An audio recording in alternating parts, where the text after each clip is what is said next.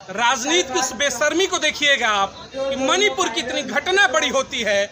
मणिपुर कई महीनों से जलता है, लेकिन जब वहाँ के मुखिया की बात आती है तो वो सत्तासीन है, गद्दी छोड़ने का नाम नहीं लेते हैं। तो क्या सत्ता इतनी निर्लज हो जाती है कि महिलाओं के ऊपर अत्याचार को भी नहीं देख पाती है और गद्दी छोड़ने का नाम नहीं लेती है। सत्ता है, सत्ता में क्या डॉक्टर वीर सिंह जिससे मैं बात कराऊंगा, ओबीसी महासभा दिल्ली प्रदेश अध्यक्ष है। सत्ता क्या इतनी निर्लज हो चुकी है कि महिलाओं का परेड हो जाता है, लेकिन नैतिकता नहीं बची है कि पद छोड़े और कार्रवाई करें। देखिए, मैं ये बात बिल्कुल आपने जो क्लियर कर दी है, सत्ता तो वास्तव में निर्लज है। पूरे देश की सत्ता निर्लज है। इस टाइप पे जहाँ जो मनुवादी सरकारें हैं वहाँ बिल्कुल पूर्ण तरीके से सरकारें बिल्कुल निर्लज है। और रही बात अभी मणिपुर की, तो मणिपुर को लेकर आज हमारा धरना प्रदर्शन भी है। हमारे माननीय ठाकुर जी के नेतृत्व में हम सब लोग जंतर मंतर पर आए हैं। तो मैं एक बात जरूर कहूँगा कि देश में जो देश की जो सरकार है वो बेटी पढ़ाओ और बेटी बचाओ का जो नारा लगाती है, जो नारा है पूर्ण तरीके से ये बिल्कुल गलत साबित हुआ है और सरकार ने ही किया है। तो मैं पूर्ण तरीके से इस सरकार को निर्लज घोषित कर रहा हूँ। पूरा समाज इस टाइम पे ये कह रहा है कि पूरे देश में हाहाकार मचा है हमारी बहन बेटियों को लेकर। तो मैं बिल्कुल पूर्ण तरीके से इस सरकार के खिलाफ हूँ और मैं कहता हूँ कि इस मणिपुर जैसे राज्य में राष्ट्रपति शासन घोषित होना चाहिए और वहाँ की सरकार को बर्खास्त, या तो वो खुद इस्तीफा दे और नहीं दे तो ये पावर राष्ट्रपति साहब के पास है। मैं कहूँगा कि राष्ट्रपति साहब इस पर संज्ञान लें और उसको राष्ट्रपति शासन। देखिए, ये आपने बहुत बढ़िया कहा कि राष्ट्रपति शासन लगना चाहिए। राष्ट्रपति को जो एक विशेषाधिकार होता है, पावर होता है, इन्हीं चंद घटनाओं की वजह से दिया जाता है कि किसी राज्य की सत्ता अगर अपने कार्यों का निर्वहन नहीं कर पाती है, वहाँ निचले स्तर पर अगर कानून की व्यवस्थाएं पहुँच जाती हैं, समाज निचले स्तर पर जाता है, तो आप राष्ट्रपति शासन लगाइए। क्या हमारी मौजूदा राष्ट्रपति को अपने पावर के बारे में जानकारी नहीं है? और जानकारी है तो फिर किसके दबाव में है तो वहाँ राष्ट्रपति शासन नहीं लगा? क्या जो प्रदेश पिछले 6 महीने से जल रहा है, लाखों हत्याएं हो चुकी हैं, बलात्कार हुए और उसको निर्वस्त्र करके घुमाया भी जा रहा है, अब कब लगता है राष्ट्रपति शासन? क्या ये सारी चीजें मतलब फुलफिल नहीं करती हैं राष्ट्रपति शासन के लिए?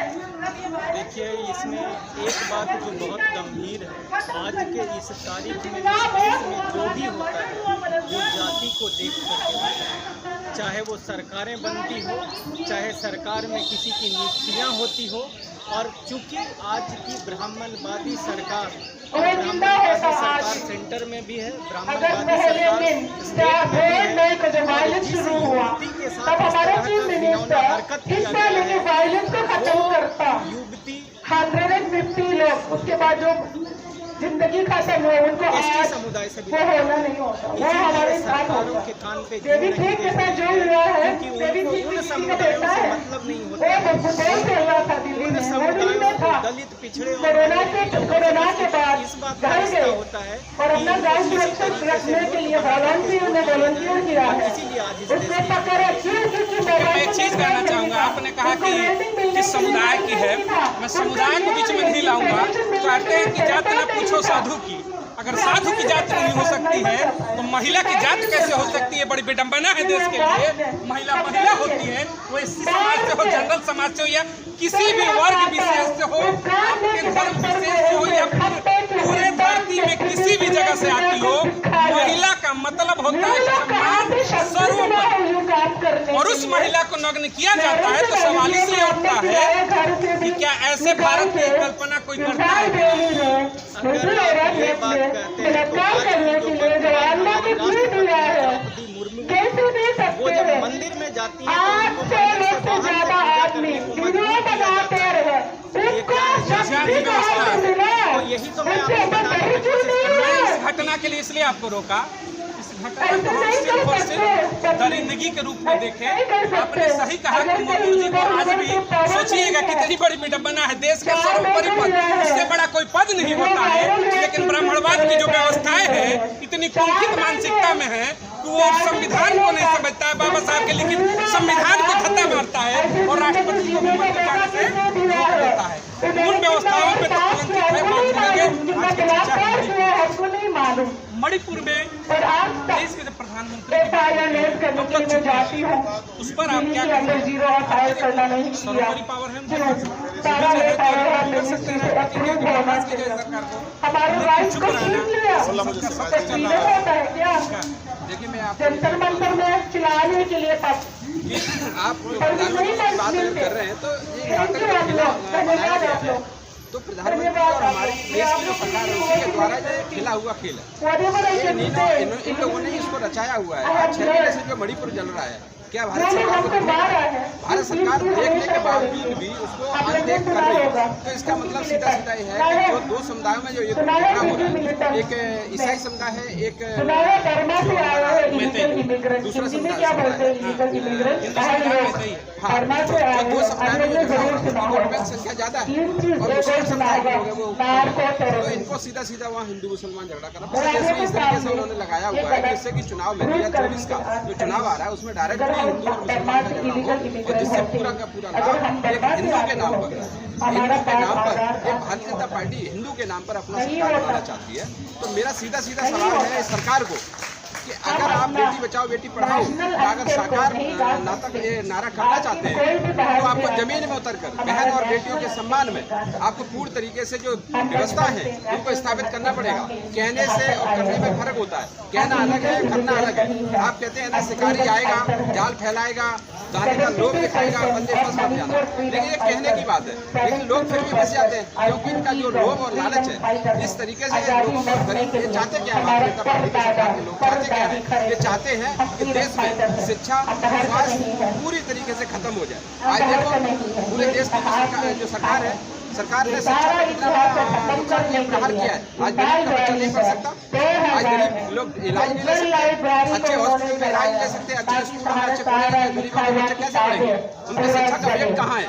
कितना बजट है? मैं तो कहूँगा कि शिक्षा का बजट इतना अच्छा होना चाहिए सरकार के पास कि वो प्रत्येक घर को, प्रत्येक गरीब को शिक्षा दे दे। ये सिलेंडर, बस, ये सारे के सारे जो फ्री का जो रेवड़ियाँ हैं ये दोनों सरकार दे रही है। अभी मध्य प्रदेश की बात करें, मध्य प्रदेश में शिवराज सरकार है, उन्होंने बहन बेटियों को 1,000 रुपये देने का वादा किया। क्यों देते हैं 1,000? क्यों देते हो? उनको नौकरी तो दो, उनके घर में एक बच्चे को पता चलता है ओबीसी का 27% रिजर्वेशन है, उसको खत्म करके 14% कर रहे हैं। मणिपुर की बात करें, मणिपुर तो आज से 6 महीना और चल जाने दे इस युद्ध को, मणिपुर पूरी तरीके से खत्म हो जाएगा। ये सरकार की मंशा है, वहाँ चाहते हैं केवल ये लोग ही बचे जो लोकतंत्र के विरोध में। सीधी बात है, भारतीय जनता पार्टी लोकतंत्र के विरोध में तो चाहती है कि देश में कोई चुनाव न हो, केवल राजतंत्र। जैसे अभी संसद में वो सियोल बिल रखा हुआ है, ये इनका संदेश है कि हम आगे चल के हम लोकतंत्र को पूरी तरीके से खत्म कर देंगे और राजतंत्र स्थापित करेंगे।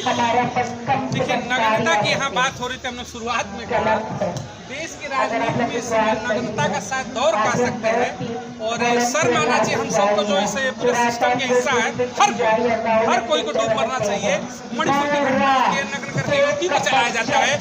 छत्तीसगढ़ की घटना होती है जहां पर रिजर्वेशन का खेल किया जाता है और भर्ती को लेकर युवक नग्न होकर वहां पर दौड़ते हैं, गिरफ्तारी होती है। तो सोचिएगा कि हम लोग विश्वगुरु हैं, डंका पीटते हैं कि विश्वगुरु हैं और यहाँ सड़कों पर निर्वस्त्र होकर लोगों को दौड़ाया जाता है। फिर हम कहते हैं शक्ति की बात करते हैं। अगर मैं लौट के आता हूँ, जब धरती की बात आती है तो हम कहते हैं धरती माँ। जब गंगा की बात आती है नदी की तो हम कहते हैं गंगा माँ। हम हर चीज में माँ शब्द को जोड़ते हैं, अन्न को देवी कहते हैं, हर चीज को मातृशक्ति देते हैं। लेकिन जब मातृशक्ति की बात आती है धरातल की, क्योंकि आधार कार्ड देते हैं नंगा दौड़ा। तो ये दोहरा आधार कार्ड में और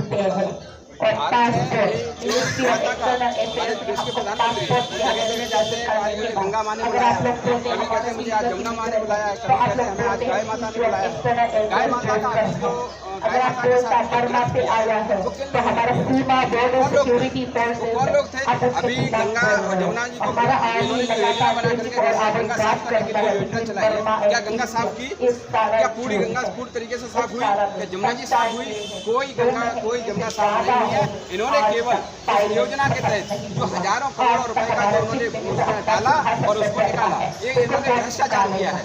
भ्रष्टाचार, गंगा के नाम पर भ्रष्टाचार, गाय के नाम पर भ्रष्टाचार और जमुना के नाम पर भ्रष्टाचार, शिक्षा के नाम पर भ्रष्टाचार, स्वास्थ्य के नाम पर भ्रष्टाचार, लगातार ये भ्रष्टाचारियों की सरकार है। और मैं कहता हूँ ये हम लोगों को कहते हैं कि देश को मुसलमानों से खतरा है। मैं कह देता हूँ जो हमारे देश से ब्लैक मनी जो लेकर के भागे हैं उस लिस्ट में एक मुसलमान का नाम बता दीजिए, एक दलित का नाम बता दीजिए, एक ओबीसी का नाम बता दीजिए। सारे लोग देश का भागे हैं। तो देश विरोधी कौन है? देश का विरोधी कौन है? ये पैसे लेकर के यहाँ विदेश चले जाते हैं। कौन है विदेश? वो कहते हैं मुसलमान को देश से खतरा है, मुसलमान से देश को खतरा है। तो खतरा तो आपसे है जो आप इसीलिए यूसीसी खतरा है तो कम से कम कंट्रोल तो कर दीजिए। मैं एक बात कहना चाहूँगा कि यह एक संवेदनशील सरकार नहीं है, संवेदनहीन सरकार है। चाहे यहाँ पे एक लड़की का जब बलात्कार करके मर्डर कर दिया जाता है, इन्हीं के पुलिस से जलाया जाता है। चाहे एक दलित परिवार का आदमी या आदिवासी समाज के व्यक्ति उसके होता जाता है। दूसरी तरफ और महिलाओं का बलात्कार हो रहा है और उसके ऊपर सरकार की अपनी एक भी नजर नहीं जा रही है। तो मैं तो कहूँगा कि यह एक संवेदनशील लोगों की सरकार है क्योंकि समाज की महिलाओं से, दलितों, पिछड़ों और माइनॉरिटी से लेना देना नहीं है। उनके ऊपर चाहे जिस भी प्रकार का अत्याचार हो इस समाज में, इस सरकार को कोई फर्क नहीं पड़ता है। मैं तो इसको बस कहूँगा कि एक संवेदनशील सरकार है जो अपने दाल रोटी कमाने आई है और अपना सत्ता का हुकूक में वो चूर है, उसको पता नहीं कि करना क्या चाहिए। ये संवेदनशील सरकार है। इस तरीके के तमाम आरोप लगते हैं और उसके पीछे का जो दिखाया जाता बैकबोन क्या है, इस आधार क्या होता है इस आरोप का, तो उसमें आता है मणिपुर की घटना आ जाती है, जिक्र हो जाती है, छत्तीसगढ़ की घटना की हो जाती है और राजस्थान की घटना हो जाती हो, मध्य प्रदेश की घटना हो जाती हो कि आपके ऊपर पेशाब करेंगे, घोड़ी चढ़ोगे तो मारेंगे, घड़े से पानी पियोगे तो पीटेंगे, जूते में पानी पिलाएंगे। तो ये तमाम व्यवस्थाएं उस देश में होती हैं जहाँ का राष्ट्रपति ही उस दलित समाज से आता है, उस पिछड़े समाज से आता है। तो बात यही उठता है कि क्या लोकतंत्र कठपुतली तंत्र बन चुका है? क्या लोकतंत्र के बड़े पद पर बैठने के बाद भी, महिला होने के बाद भी आपके जुबान से इन घटनाओं पर कुछ होता नहीं है, आपकी पेन रुक जाती है, आपकी पेन चलती नहीं है। तो मेरा आज तो डायरेक्ट सवाल होगा, इतने बड़े पद पर बैठ करके आपकी पेन के अंदर वो ताकत नहीं बची है कि राज्य सरकार को बर्खास्त कर सके। मणिपुर जैसी घटना पर भी अगर आप चुप हैं तो लोकतंत्र के लिए बहुत ही काला दिन होगा। अपनी प्रतिक्रिया जरूर दीजिएगा। देश में इन तमाम घटनाओं को लेकर, मणिपुर के ऊपर जो घटना घटी है कि राष्ट्रपति, प्रधानमंत्री, तमाम लोगों का चुप रहना और वहाँ के मुखिया का अपनी कुर्सी पर सत्तासीन रहना, क्या एक लोकतंत्र के लिए, स्वस्थ लोकतंत्र के लिए बेहतर है? क्या ऐसे लोकतंत्र की कल्पना क्या बाबा साहब भीमराव अम्बेडकर या फिर राष्ट्रपिता ने कभी की होगी? क्या अपनी प्रतिक्रिया जरूर करिएगा। जय हिंद, जय भारत।